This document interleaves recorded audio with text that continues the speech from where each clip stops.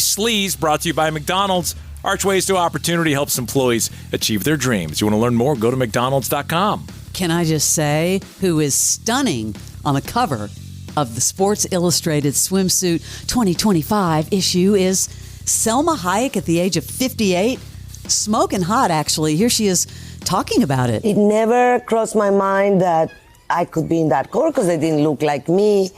My body is not necessarily the model type, and I never thought that was a possibility. And for it to happen when I'm 58, it's really shocking. Okay, it's great and everything, but come on, Sports Illustrated, what are we doing here? And by the fact that she comes out and leads with because it's not a person like me, that just kills it for me. She looks stunning. But just do it. I don't need all this extra, I look at the cover like she's like some struggling actress.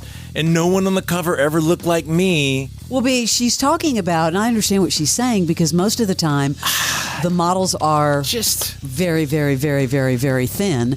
And she's voluptuous. But did you see they put out a whole slate of different people, and it's like... Yes, they have Jordan Childs, of course. Yeah. Olympic gold Jordan Childs. They've got that influencer and gymnast Olivia Dunn and model Lauren Chan. They're just going out of their way for diversity instead of... You mean body type. Or whatever you want to call it. Instead of just the people that should be there.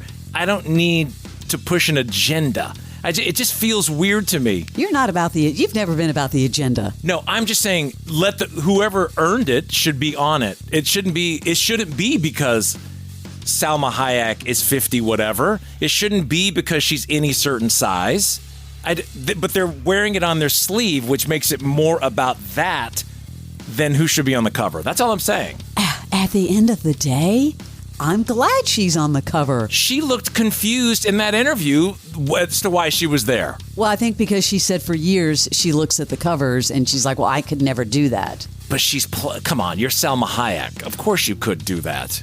She's stunning. She looks 30. She really does. That's my point, is she didn't need to say all those other things. Just own it. Own the cover. Don't try to play the woe is me. I don't think she's playing woe is me, but I think everybody now that we've had this conversation is on their phones and they're like, I need to look this up. I know. Look it up. Have fun. Salma Hayek, Sports Illustrated, swimsuit issue. Okay, we've talked about this upcoming legal drama from Ryan Murphy called All's Fair. Oh, gosh. Led by powerhouse lawyer Allura Grant, played by Kim Kardashian. Eesh. But it's got a good cast. Naomi Watts, come on. Sarah Paulson, Glenn Close. But Niecy Nash Betts. You can't tell me all of those great actresses don't have a problem with the lead being Kim Kardashian. There's no way. Barnes, they might respect her. And I don't have a problem with Kim Kardashian, but like when you're putting her forefront in front of all these like really established, acclaimed actresses, maybe that's why they're only doing like guest star roles, those other ones. Shall we watch the trailer, Barnes? I'm feisty right now. I know. You got me rolling. Whoa. Deep breath. Tell us your story. You know what a girl's best friend is? Not diamonds. Her lawyers. What do you ladies think you could possibly hit me with that I haven't seen before? Everything we're going to show you today, you should be intimately familiar with. That's bitter. Just like all the women who own this joint. Man, what did Ryan Murphy owe Kim Kardashian? There's something there, and here's the other thing that I just kind of a sidebar that I wanted to bring up. Kim Kardashian is in Paris for this robbery trial. She shows up wearing $8 million in jewelry. And the trial is all about the person stealing her jewelry. What? Nice. Okay. Well played. She wore a pair of $8,000 diamond-studded earrings and then all sorts of other jewelry worth thousands. I don't know. Can you kind of like read the room, Kim Kardashian? This is going to absolutely shock you. Howie Mandel on his podcast, sitting there riffing with his team. And boy, did they go there talking about Blake Lively. I think Blake Lively is damaged. You think it's more, though. You think it's him. I think it's him. You think he's driving it. I think he's driving the bus. From the messages, he's very controlling. He's admitted to it. He's a very controlling person. Yeah. She's too dumb. I'm just going to say that.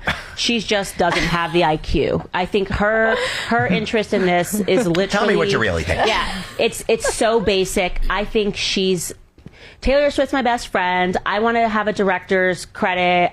She likes to have little credits to make her feel important. She's from here. She's never left LA.